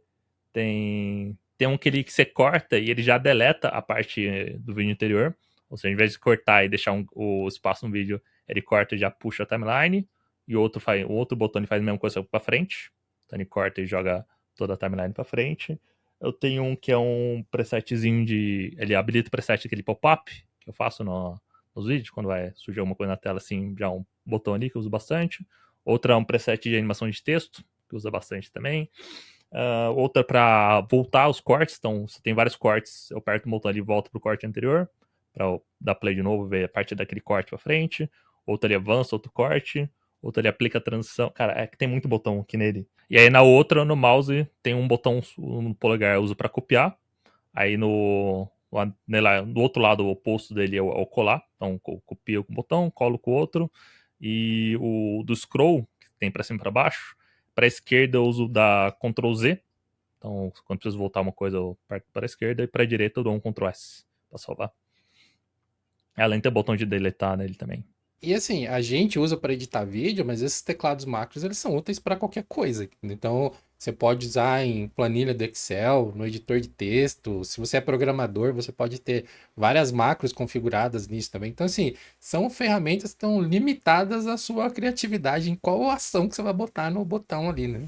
Tanto é que a do teclado novo comprei, como ele tem várias macros, eu deixei elas dedicadas para gerenciar janelas com o Tile Window Manager, que eu coloquei no Windows aqui, que eu descobri agora, entrei nessa droga aí que existe agora também, que o Ed falou que é um vício. Eu entrei aqui, então eu gerencio toda a minha janela aqui pela macro aqui também com ele. Eu tô usando o Pop OS desde 2019, eu acho, com o negócio de tiling que ele tem. Eu uso a maior parte do dia com ele ativado. Até a Luana usa Tile Window Manager, sabe? Esse dia eu tava falando com ela e perguntei assim, você já se deu conta que você não usa mais o computador sem isso aí? Ela disse, nem quero. Ela, tipo, não tem o menu, o botão de maximizar e de minimizar nas janelas, ou só tem o de minimizar. É muito prático, né, cara? Uma vez que você se acostume, é difícil se acostumar com outra coisa.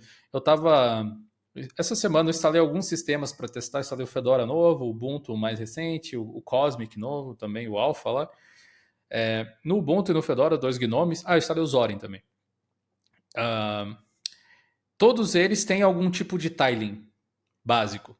O Fedora, por padrão, que tem um gnome padrão, tem aquele tiling mais padrãozão de todos, que é o que você bate a janela de um lado da tela, ela encaixa e tal. O Ubuntu tem um pouquinho mais avançado, que é o mesmo do Zorin, que tem um esquema de divisão, de quarter, e aí tem um pop-upzinho que aparece para você selecionar o aplicativo para encaixar. Mas eu sinto muita falta de abrir uma janela e eu não posiciono ela, sei lá, eu arrancar uma aba do navegador e só arrancar e fazer assim, e ela já encaixa metade da tela, sabe? É muito, muito prático o negócio. E aí, usando o Cosmic novo, ele tem isso. Eu já fiquei tipo, sai logo, meu querido, sai logo. E isso é coisas que sei lá, quem usa versões anteriores ao Windows 10 só pode ter usando PowerToys. E no Windows 11 demorou um tempinho, mas eles já colocaram alguma coisa que é integrado, né? Do 10 também tem, que no 11 a única mudança é que quando você deixa o cursor em cima do botão maximizar, ele dá essa opção de tile também, aparece as janelinhas. E se você arrastar a janela para cima da tela e esperar só um pouquinho, em vez de você soltar, que você soltar ele já preenche inteiro. Mas você joga para cima e espera um pouquinho, aparece uma snap bar com as opções de janelas também. Aí você solta, ele começa a sugerir para você o que você quer pôr nas outras posições, mas ele só sugere, não vai automático. Mas é isso. Aí PowerToys é um nível acima, né, que você cria os seus layouts, aí você segura Shift e arrasta as janelas, ela vai se organizando. E recentemente eu descobri o Comorab, né? Que acho que foi até, inclusive, no Discord aí da comunidade, aí, dos membros aqui do canal, que sugeriram lá. Aí o Gil me marcou pra eu dar uma olhada, eu vi. Instalei aqui pra brincar, que assim, é igual o do Linux mesmo. Você abre a janela, ele preenche, aí você abre outra e já reajusta tudo automaticamente. É igual os vocês têm no Linux aí, pelo que eu Tem vejo. vídeo no canal, né, Rafa? Eu vi que você fez Tem, lá. tem vídeo É no legal meu pra quem canal lá, quiser pra conhecer. quem quiser conhecer. Mas funciona igual e é pra Windows também agora. Mas assim, de forma nativa, é só as sugestões. Tanto é que se chama Snap Assistant, né? O assistente Snap ali, só pra... Essa é uma feature de esse negócio de você deixar o mouse em cima do maximizar e ter as opções. Ela existia no macOS, o Windows copiou e o Chrome OS copiou do Windows. Virou tipo, agora não, todo mundo tem, né? Eu já testei muitas extensões de tile para Gnome, mas eu acabei não me adaptando muito assim. Eu acabo usando a gestão nativa, né? Eu sou muito proficiente em organizar janelas usando só o teclado. Acho que eu adaptei trabalhando dessa forma. Então no Gnome eu uso Ctrl Alt e setinhas e eu movimento as janelas em todos os lugares e tal. E eu tô apanhando pra caramba no KDE disso, porque o KDE ele tem um paradigma um pouquinho diferente do Gnome. Então, nossa, às vezes eu passo raiva aqui para conseguir chegar na janela que eu quero no KDE. Mas, sim, eu espero que eu esteja fazendo errado e não que no KDE seja ruim de fazer isso. Tô tentando ainda. Faz 30 dias que eu tô usando e eu ainda não desisti. Questão de atalhos e sugestões de espaço na tela existe desde o Windows 7, tá? Mas assim, é que foi um negócio que foi melhorando a cada versão do Windows, sim. O Windows 7 era só o lado esquerdo e o lado direito, é isso. Bom, meus amigos, a gente está indo aqui já. Acho que a gente conseguiu cobrir a maior parte das possibilidades, né? Para quem está nessa sina aí de ter que pensar numa possibilidade pós Windows 10. Então, migrar para o Windows 11 é uma opção, se você quer continuar no, no ecossistema Microsoft, por assim dizer. Você pode fazer, sei lá, um upgrade de hardware, às vezes, se couber dentro do seu bolso. Tem como instalar o Windows burlando também essas coisas, né? Assim, Rafa, você recomendaria que alguém que, digamos assim, eu não posso ou não quero migrar para alguma distro Linux, não tenho recursos de hardware de requisitos mínimos do Windows 11, não quero gastar em upgrade de hardware para o PC. Vale a pena fazer uma instalação desse tipo? Tem algum risco? Alguma questão que você chamaria atenção? Se for a única opção para você, cara, é melhor do que você ficar no Windows 10. É um negócio que muita gente pergunta aqui, fala, não, depois eu vou fazer um vídeo sobre isso aqui e tal, mas diferente, mas já dando esse spoiler aqui de um vídeo que talvez saia no próximo ano aqui pra galera, assim, entre ficar um sistema morto, assim, que já acabou o suporte, que não vai ter mais atualizações, e você ir para um sistema atual, que teoricamente você não tem suporte, porque você não tá rodando hardware dedicado a isso aquilo ali. Mas ainda assim, pelo que eu vi, galera, eu não tenho um computador muito antigo para testar.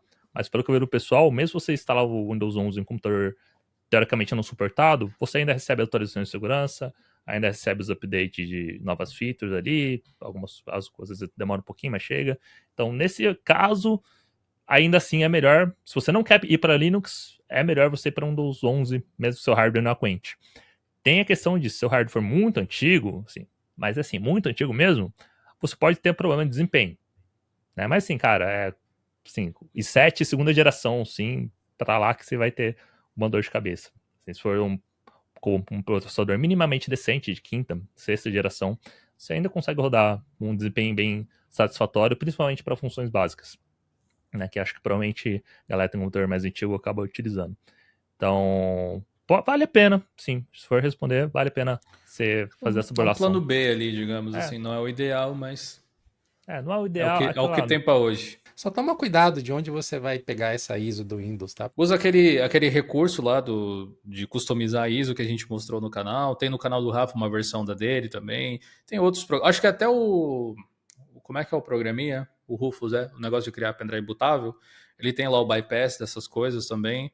A Microsoft tá tentando burlar isso aí. Eu lembro que teve assim que lançou 24H2, não dava pra burlar isso aí com o Rufus. Mas depois eles deram um jeito lá, sempre vai ter. Algum jeito vai ter. O importante é você não adicionar um software aleatório na sua ISO do Windows. Você vai modificar, gaste um tempo estudando isso aí, se for necessário. Não baixe de outro site que não seja da Microsoft por questão de segurança. Se você for pegar essas ISO malucas que aparecem fora, aí o menor problema da sua vida vai ser o recurso de IA do Windows 11. Então, Você tá literalmente O, assumindo um risco muito o grande. recall vai funcionar, que é uma beleza, você vai ver. E do lado pinguim da força aqui, Di, o que que você sugere para alguém que tá nesse momento pensando o que que vai fazer do Windows 10 e tal? É, sei lá, quais seriam distros que você sugeriria? Eu sei que normalmente a gente sugere ali uma trindade meio, né, padrão, quase, mas quais caminhos você acha que essas pessoas poderiam trilhar aí no Linux? Eu acho que tem até um quarteto dessa vez, dependendo das circunstâncias. A gente sempre recomenda, sempre não, né? Mas acabou sendo comum por elas terem sido consistentemente boas opções para novos usuários. O Mint, o Zorin, o Pop! OS, acredito. E eu acho que seriam boas opções, especialmente o Zorin, talvez, pela semelhança com o próprio Windows 10, o Windows 7, o Windows 11, de alguma forma. Tem um design bonito, funcional, tem uma lógica de funcionamento que quem só usou o Windows na vida ainda vai conseguir se achar, pelo menos. E o Mint também, de certa forma. Tem seus diferenciais, mas tá ali. O Pop! OS já é mais para quem já tá naquela. Não, eu quero algo um pouco diferente. Eu quero mudar o workflow de uma vez. Já vou mudar de sistema, eu quero uma experiência nova. Aí é mais macOS style e tal. Tem vídeos no canal para vocês tipo pré-visualizarem todas essas distros, se vocês quiserem ter uma ideia de como elas funcionam. E o quarto é um que você sugeriu, na verdade, que é o Ubuntu, se for pro lado empresarial, talvez. Realmente é um bom sistema para se trabalhar ali. Não que os outros não sejam, o próprio Zorin tem suporte também, até onde eu sei, e se você falar com a empresa que desenvolve, talvez você consiga suporte para sua empresa ou alguma coisa assim, se for necessário. Mas digo Ubuntu pela. Cara, é uma marca, é sinônimo de Linux até hoje. Esses dias eu estava pesquisando no Google Trends por distros, fazia um bom tempo, mais de ano, acho que eu não fazia essa comparação. Google Trends, para quem não sabe, é um site do próprio Google que indexa tendências e interesses relacionados a determinados assuntos. E é muito legal porque é muito intuitivo e simples de usar, com gráficos fáceis de entender. Você pode colocar assuntos diferentes e comparar o interesse do mundo sobre eles, pelo menos dentro de buscas do Google, que inclui YouTube, Google Search, Google Images, etc. Não quer dizer que mais pessoas estejam usando, mas é um indicativo de interesse e popularidade. Se você colocar o Ubuntu versus qualquer distribuição, ele está em 3 ordens de grandeza acima de qualquer um, praticamente. Isso quer dizer que ele continua sendo muito popular, continua sendo muito referência. E para empresas, eu acho que ele pode ter um viés muito interessante com esse suporte de longo prazo, com possibilidade do Ubuntu Pro, inclusive, e tudo mais. Vale a pena dar uma olhada. Você acrescentaria mais alguma, talvez, Ed? Você acha que funcionaria bem? Eu acho que eu vou tentar cobrir um cenário aqui que a gente acabou não cobrindo, que é o cenário para quem gosta de jogos. A gente falou muito de usuários mais normais, por assim dizer, né? Que é escritório, empresas, tal. Que uso geral, eu acho que essas quatro aí são matadoras e 99% de certeza que elas vão atender. Mas se você é um usuário mais gamer e você jogos são coisas importantes para você no seu dia a dia usando a máquina, qualquer uma dessas consegue atender também, mas eu acho que tem algumas outras distribuições que podem te entregar uma experiência boa de jogos, por mais que talvez você tenha que adaptar um pouco o fluxo, porque você vai ter que aprender algumas coisas diferentes. E eu colocaria três, pelo menos. Acho que o Big Linux é uma interface, é uma distribuição muito interessante para quem está vindo do Windows e jogos é uma coisa importante, porque ela tem uma stack ali de tecnologia e de ajustes que funciona muito bem para esse público.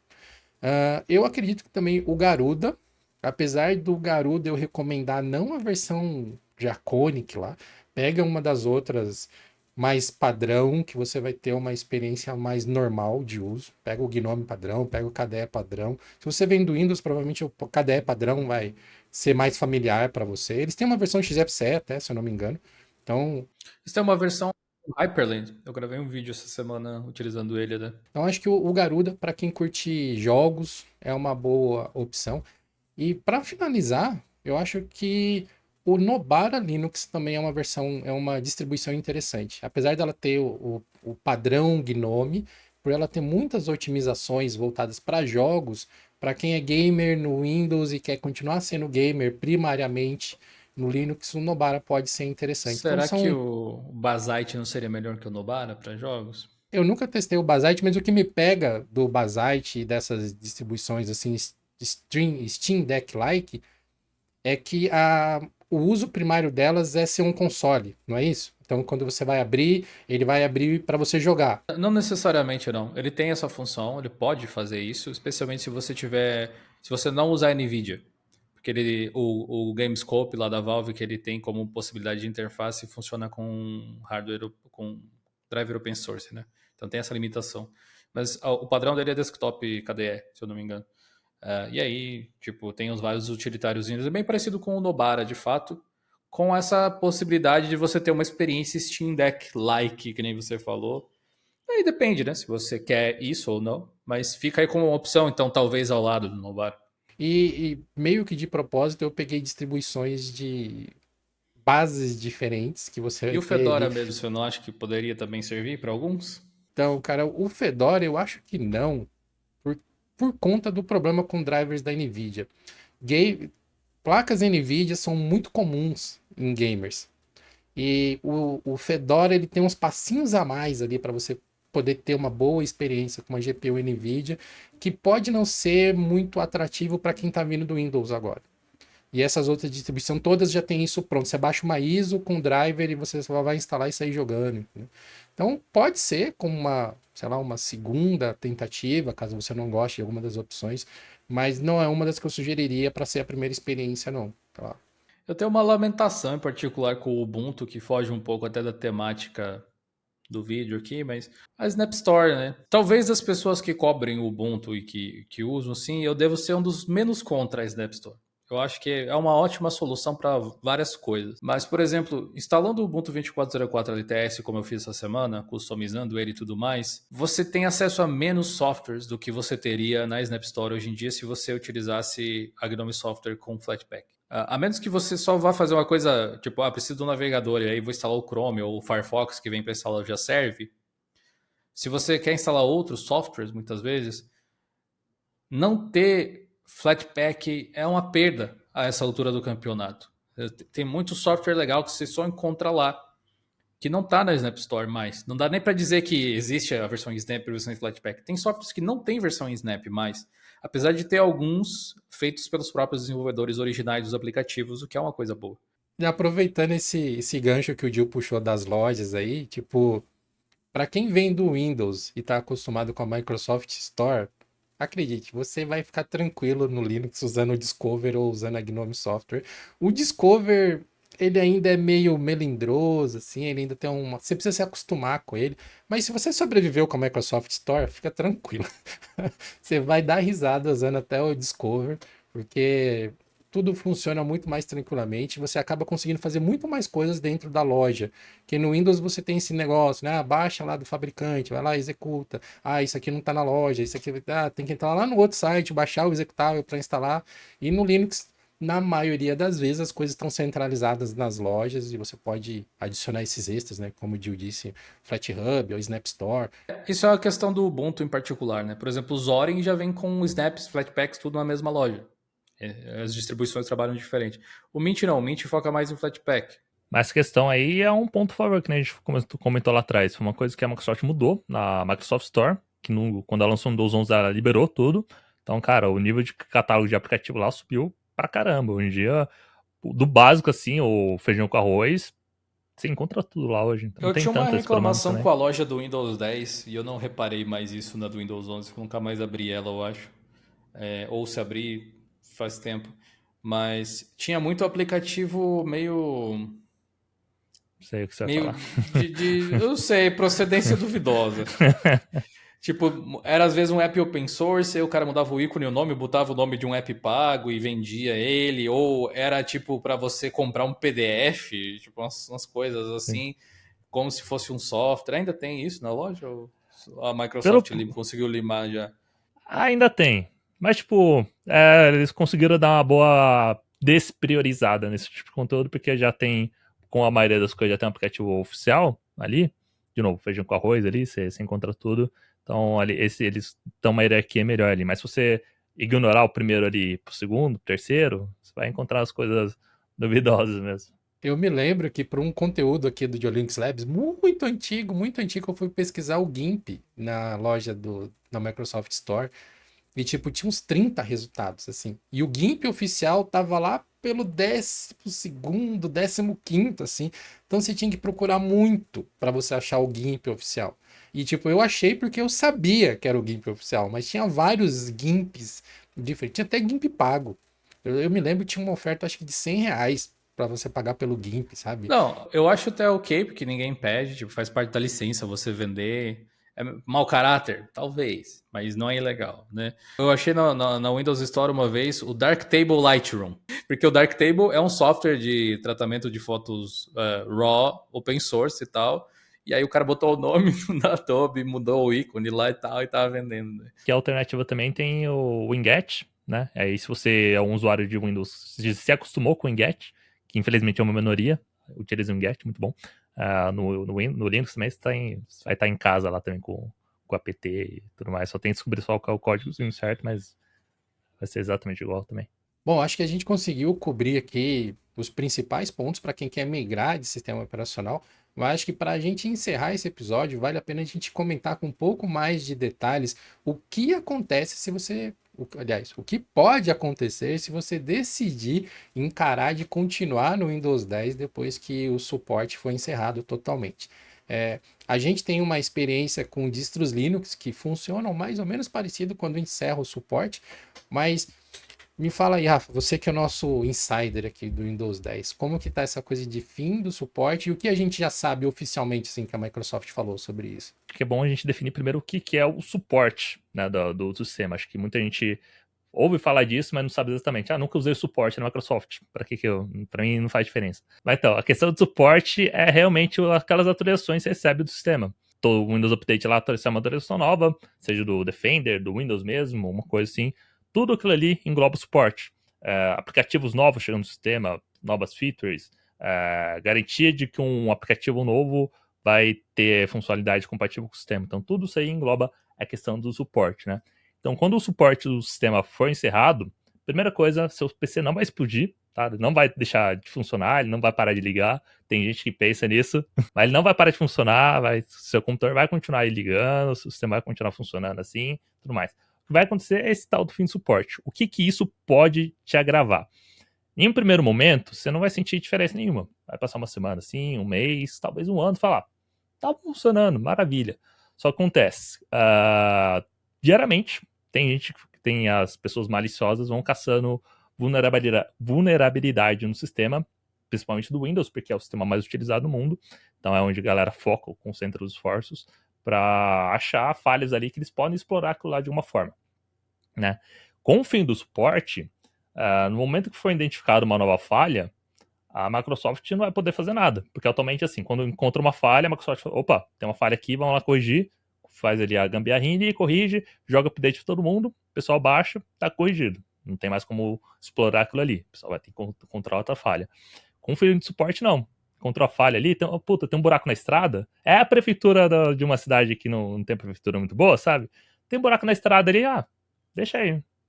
Eu não passo por aí mesmo, ninguém não é para passar mais por aí, fica com o buraco na estrada aí. E aquele buraquinho que é assim, vai passando gente em cima, ele vai aumentando. Aí vai aumentando, vai aumentando. Vai ficar um rombo enorme ali. E já está comprometido a não resolver aquilo ali. Então, o fim do suporte é isso. Você não vai ter mais a garantia que seu sistema vai estar 100% protegido. Você vai ter que encontrar outras formas de proteger ele. Vai ter antivírus por aí que você pode baixar antivírus terceiros que vão fazer esse trabalho pela Microsoft por um bom tempo e tudo mais. Sempre vai ter. Mas a questão de falha é isso. Eu estava lendo uma matéria essa semana aqui, até foi reler ela aqui antes de começar esse bloco, de um youtuber que instalou o Windows XP numa máquina e deixou lá hoje, assim, fez esse ano, para ver o que acontece. Deu 20 minutos, assim, literalmente, ele formatou o computador, logou no sistema, ele desabilitou o Firewall, assim, só para facilitar o trabalho da pessoa, né? Mas, sim, desabilitou o Firewall e largou, não fez mais nada.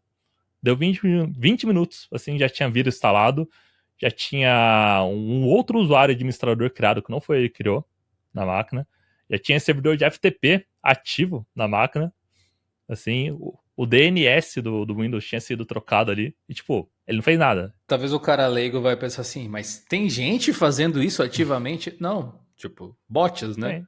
Tipo, Sim. alguém programou o bot, não é como se tivesse alguém escaneando por Windows XP o tempo inteiro ali. A Mas maquininha. você cria, sei lá, uma botnet ou da vida, alguma coisa assim. Inclusive, esse é um dos motivos de você explorar a vulnerabilidade de sistemas operacionais defasados. Você criar uma botnet para daí atacar algum outro ambiente. Cara, eu acho que você fez um ótimo paralelo, um ótimo exemplo com o lance da prefeitura que não arruma um buraco. É basicamente isso mesmo, né? Isso não é uma exclusividade do Windows, isso acontece no mundo Linux também. Então, se você decidir migrar para distribuições Linux, fique atento ao tempo de suporte que os sistemas têm. É uma coisa de software, tá? Não é de sistema operacional. Sistema operacional é um tipo de software. É uma coisa de software em geral. Então, todos os softwares têm o seu ciclo de vida e suporte. Não é possível, em muitos casos, manter o suporte amplo por muitos anos a fio. Esse suporte LTS, ele é voltado à segurança, geralmente. Então, uma distribuição tipo o Ubuntu, que a gente tinha mencionado, ele tem um conjunto de softwares que formam a distribuição. A versão do GNOME Shell, por exemplo, os outros softwares que estão rodando ali. E podem ter exceções, mas geralmente esses softwares mais ligados à experiência de usuário, a visual, uma coisa mais superficial até mesmo, dá para se dizer, eles costumam ficar engessados nas suas versões ao longo de todo o ciclo. Justamente porque aquilo foi. Não é homologado a palavra certa, mas ele foi debugado bastante para garantir, olha, ele está estável o suficiente e se a gente não mexer, ele vai continuar estável. Pelo menos essa é a tendência. Porém, a parte de segurança não, ela é bem mais constante. Então você pode imaginar que a Microsoft está, como o Rafa falou, sempre com seus desenvolvedores ativos, fazendo modificações no código do Windows e mandando updates para as pessoas, que vão adicionar features, que vão remover alguma coisa que eles não querem mais que esteja no sistema, que vão fechar alguma falha de segurança que poderia ser explorada e depois não vai poder ser mais, que vão. Daqui a pouco tem uma falha zero day da vida, tipo aconteceu com os processadores lá que a gente tinha mencionado antes no programa, que não tem como corrigir, porque é uma falha no CPU, mas tem como mitigar um pouco. Então a Microsoft vai lá e faz um patch para o Windows para que você fique mais seguro, pelo menos. Nada disso vai continuar existindo depois do fim do suporte. É isso que significa. E também o suporte clássico de alô, Microsoft, meu Windows não funciona também vai deixar de ser uma coisa. Também, ele também, mas não é só isso que significa. Mas só reforçando, não é negócio vai ser de um dia pro outro. Por exemplo, o suporte no Windows 10 vai até 14 de outubro de 2025. Não é que no dia 15 de outubro vai começar a surgir 1 milhão de vulnerabilidades. Mas tenha certeza absoluta que no dia 15 de outubro de 2025 é onde os hackers, as pessoas mais deliciosas aí, vão gastar esforços mais em 200% para procurar as vulnerabilidades e explorar aquilo lá de alguma forma. Essas falhas de segurança, elas são relacionadas com software. Então, se você usa um software, qualquer que seja, existe a possibilidade de ter uma falha que está tentando ser explorada por alguém, por algum bot, por alguma comunidade e tal. Então, por isso que as atualizações são importantes, por isso que você ter cuidados de segurança são importantes. Recentemente, a gente teve também aquela notícia lá do problema nos roteadores, nos equipamentos da TP-Link também, né? Que é uma coisa que até o momento não tem solução, e se você quiser, provavelmente você vai ter que trocar de equipamento para poder escapar disso. Enfim, é um cenário bem complexo, acho que essa discussão acaba até ampliando muito assim o escopo do que a gente está tentando tratar nesse episódio, mas vale a pena a síntese de que atualizações de segurança são importantes. Então, se você não quer migrar do Windows 10 para qualquer sistema operacional que seja no futuro, fique atento. Você vai ter que tomar outras medidas para tentar se proteger e diminuir um pouco ali. A gente chama, o termo técnico para isso é superfície de ataque. Você vai ter que se proteger de outras formas para diminuir o alvo nas suas costas, né? Diminuir o alvo no gabinete do seu PC. Porque, assim, despercebido você não vai conseguir passar se você não fizer nada, né? Você vai ter que realmente tomar ações. Cara, muita gente passa por isso, né? Talvez os usuários mais leigos vão passar por isso no Windows também, mas passa por isso no Android. Muita gente usa uns Android antigaço, que não tem atualização de segurança mais, e pelos aplicativos funcionarem, continua utilizando, mas não se tocou desse problema ainda, né? Eu recomendo A gente está falando disso agora, é uma coisa meio, é uma tangente, mas vá lá nas configurações do seu Android e tente verificar de quando é o último patch de segurança. Se for mais do que, sei lá, 2 meses atrás, 3, 4 meses atrás, tipo, se não for desse ano, pelo menos, você deveria considerar trocar a ROM ou trocar o smartphone, né? Acho que a gente conseguiu cobrir diversos pontos, acho que a gente conseguiu concentrar muita informação interessante para quem está nesse cenário aqui. Agradeço aí o Gil e o Rafael, né, por virem colaborar com esse conteúdo para trazer informações para vocês. E não se esqueçam, você que está assistindo esse episódio aqui no YouTube, também dá um pulinho lá no canal do Rafael, no canal Winchester. Se você ainda não é inscrito lá, se inscreve, tem muito conteúdo bacana sobre o Windows lá. A gente ainda vai conseguir fazer ele mudar o nome do canal dele para Linchester no futuro próximo. A gente trabalha junto quanto tempo? Uns 2 anos mais, acho, já Já até. tem mais de 2 anos já. Todos os vídeos do canal, praticamente, nesse período de tempo aí, foi o Rafa que editou, do canal de Linux em particular. Então, se vocês viram essa melhoria grotesca que a gente teve em qualidade, é graças a este homem de cabelos longos que está aqui. Rafa, aproveita aí para fazer um jabá do nosso arqui-inimigo, canal Winchester. Obrigado pelo convite novamente. Eu sei que foi um convite interno, né, pessoal? Acho que ficou bem claro aqui, mas eu sou parte da equipe de Linux também, estou aí direto, mas aqui no podcast apareço com pouca frequência. Inclusive, acho que é o segundo podcast que eu apareço com o Gil aqui. Então, é um prazer enorme estar aqui de novo, novamente. Sempre um prazer grande. E, bom, canal Chester, vai estar link na descrição aí. Acompanha lá, tá? Tem conteúdo muito focado no Windows também, mas tem tecnologia em geral. Assim, falo de outras coisas também, mas 99% vai ser o Windows por lá. Mas eu faço conteúdo legal, eu juro. Eu mostro o lado legal do Windows, tá? Relaxa. Deixa o seu Windows melhor. Se você não gosta do Windows, eu faço você gostar ali um pouquinho mais por lá. Não, eu faço ele você gostar um pouquinho mais dele e tal. As partes que você não gosta, eu tenho umas soluções legais por lá do sistema. Então se inscreva lá, dá uma passadinha por lá, tem uns vídeos legais. Acho que vocês vão gostar bastante. Talvez você nem tenha percebido, mas você tá o usuário de Windows mais Linuxer que existe, né? Porque tá o Window Manager, é o Winget, Exato. é container, tipo, dá para você fazer Então, um vídeo aí dizendo assim, transformando o Windows no Linux sem transformar ele de fato. Eu acho que é uma pauta boa. porque eu fiz um vídeo, por exemplo, de transformar o Windows em um Mac. Tipo, transformar tanta interface, assim. Não sei se a galera viu. O vídeo fez até que bem engajada, boa. Eu tava com a intenção de fazer uma coisa parecida com o Linux também. Então, assim, já fica spoiler que em breve, em algum momento, vocês vão ver alguma coisa do tipo aí. Muito obrigado a todos vocês que nos acompanharam até aqui. E a gente se vê no próximo episódio do Geocast. Valeu!